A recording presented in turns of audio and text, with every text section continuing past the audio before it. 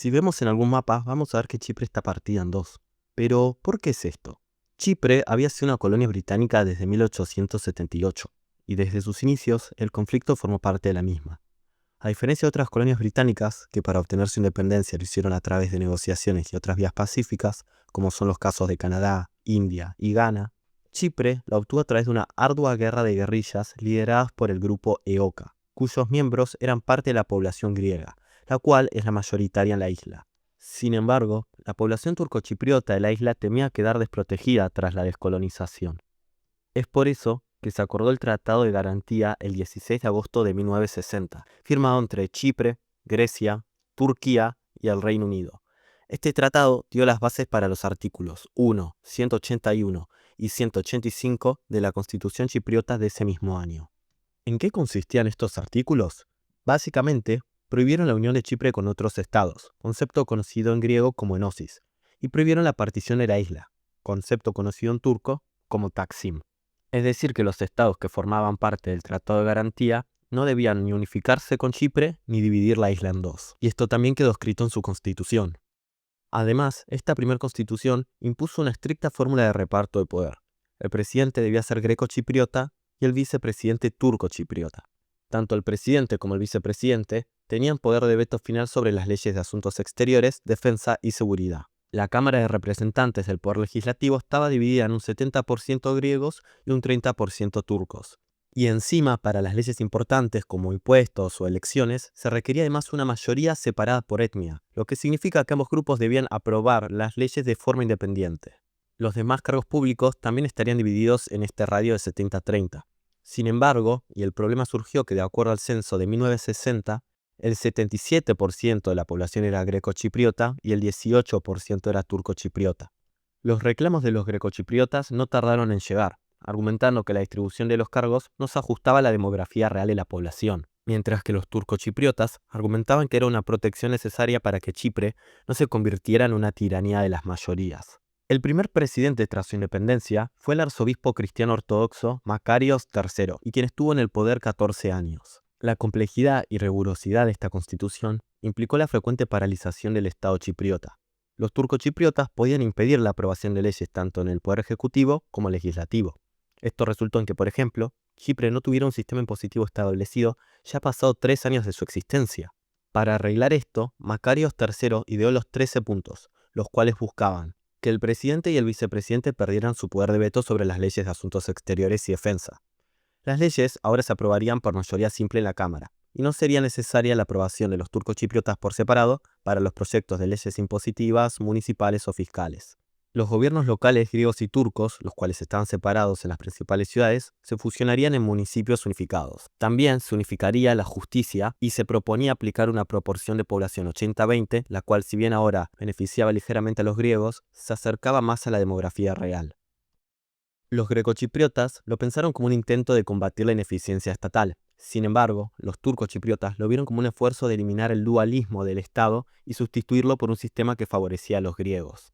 El gobierno de Turquía en Ankara rechazó la propuesta a los pocos días, incluso antes de que el liderazgo turcochipriota diera una respuesta formal. Este rechazo marcó el fin de la República de Asociación o República Dual, que apenas duró de 1960 a 1963. A los días de esto, la policía grecochipriota detuvo un taxi en Nicosia, la capital, y exigió ver los documentos de identidad de los pasajeros turcochipriotas. Se produjo así una discusión cuando la policía intentó registrar a las mujeres en el coche. Se reunió una multitud, se produjeron disparos y 2 turcochipriotas fueron asesinados. Este incidente puntual resultó en numerosas confrontaciones llamadas la Navidad Sangrienta, una serie de hechos de violencia en diciembre de 1963, donde las dos comunidades comenzaron a luchar en las calles de Nicosia. Entre diciembre de 1963 y agosto de 1964, aproximadamente 364 turcochipriotas y 174 grecochipriotas fueron asesinados. Uno de los incidentes más infames fue cuando la esposa y los 3 hijos de un médico del ejército turco fueron asesinados en su bañera. La casa se conserva hoy como un museo llamado Museo de la Barbarie. Tras la violencia, los representantes turcochipriotas se retiraron o fueron forzados a salir, dependiendo de la narrativa, de todas las instituciones del Estado. Por eso, la administración dual conjunta, prevista en la Constitución de 1960, dejó de existir. Y ese mismo mes de diciembre, para detener los combates en Nicosia, el general británico Peter Young dibujó una línea en un mapa con un lápiz de cera verde. Esto creó una zona neutral entre las dos comunidades, llamada la Línea Verde, y que se convirtió en la zona de amortiguamiento de la ONU hoy en día. Por lo que 11 años previo a la partición definitiva de la isla en 1974, la Línea Verde ya funcionaba como una barrera entre ambas comunidades. Los turcochipriotas temían más ataques, por lo que entre 25.000 y 30.000 de ellos, casi una cuarta parte de su población, huyeron de sus hogares, con 103 aldeas quedando completamente despobladas tras las migraciones. Así, los turcochipriotas se trasladaron a enclaves fortificados en busca de seguridad. Estos abarcaban aproximadamente el 3% del territorio de la isla. Estas zonas solían estar asediadas y además el gobierno griego impedía el acceso de recursos importantes como cemento o a veces hasta de alimentos. En los años posteriores, ambos grupos étnicos comenzaron un proceso de militarización, en el que se dieron un par de enfrentamientos como el enfrentamiento de Kokina o el incidente de Famagusta. 4 años después del fracaso del gobierno greco-turco en Chipre y de la Navidad Sangrienta, acontece en Grecia un golpe de Estado. Grecia se convierte en una dictadura ultraderechista, y el nuevo gobierno griego ahora tiene ambiciones expansionistas, y Makarios III obstaculizaba sus intereses, ya que era un líder fuerte que no se dejaba influenciar por Grecia. Oficiales griegos lideraron a la Guardia Nacional Chipriota para capturar el palacio presidencial en Nicosia. El edificio fue incendiado casi por completo. Makarios III escapó por poco de la muerte en el ataque gracias a los esfuerzos de su guardia presidencial. El nuevo gobierno chipriota convirtió a Chipre en un títere que tenía como claro objetivo la enosis con Grecia. En respuesta a este golpe, que además pretendía la unificación con Grecia, el 20 de julio de 1974, Turquía intervino militarmente en la isla. El avance militar turco alcanzó la capital, Nicosia, donde llegaron hasta la línea verde trazada en 1964, y decidieron respetar la misma como una separación político-militar para la ciudad. Entonces, los turcochipriotas establecieron un gobierno independiente al norte. El mismo abarca el 37% de la isla y lo llamaron el Estado Federado Turco de Chipre. El uso de la palabra federado era intencional y daba a entender que pretendían actuar como parte de algo más grande, de una sola Chipre, siempre y cuando fuera una federación de iguales. A pesar de los ideales de unificación, 160.000 grecochipriotas fueron desplazados del territorio turco-chipriota.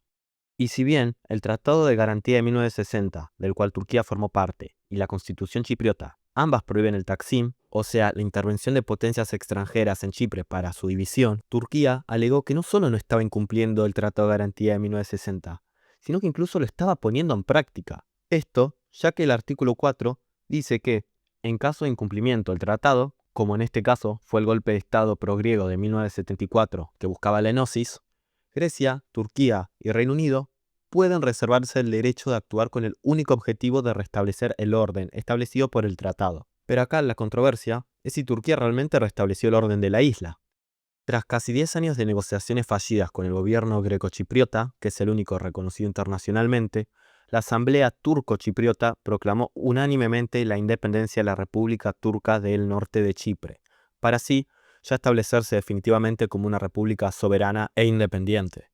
¿Y desde entonces hubo algún intento de reunificación?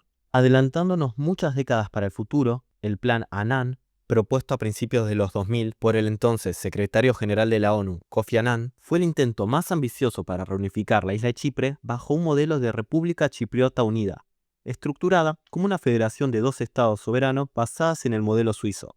El plan se sometió a un referéndum simultáneo en ambas Chipres el 24 de abril de 2004, pero lo choqueante fue que dieron resultados drásticamente opuestos. Mientras que el 65% de los turcochipriotas votaron a favor, un abrumante 76% de los grecochipriotas rechazó la propuesta masivamente. Esta negativa de los grecochipriotas se debió a que mientras que el tratado permitía la permanencia de tropas turcas, ni siquiera garantizaba totalmente el derecho de los exiliados grecochipriotas del norte a regresar a sus propiedades. Además, estableció un sistema de gobierno complejo otra vez, que otorgaba un poder de veto a la minoría turcochipriota de vuelta.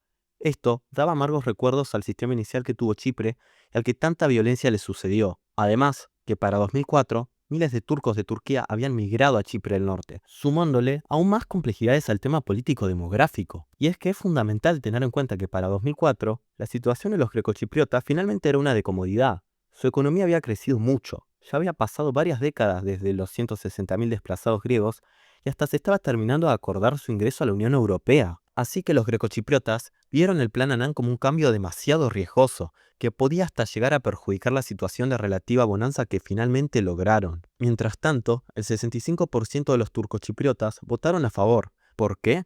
Debido al deseo de salir del aislamiento internacional y así poder mejorar su economía. Recordemos que Chipre del Norte solo tiene el reconocimiento internacional de Turquía, y esto dificulta muchísimo la economía y el día a día de los turcochipriotas. Bueno, hasta acá el video de hoy. Espero que les haya gustado, recuerden darle like y dejar qué opinan en los comentarios. Así que bueno, hasta luego.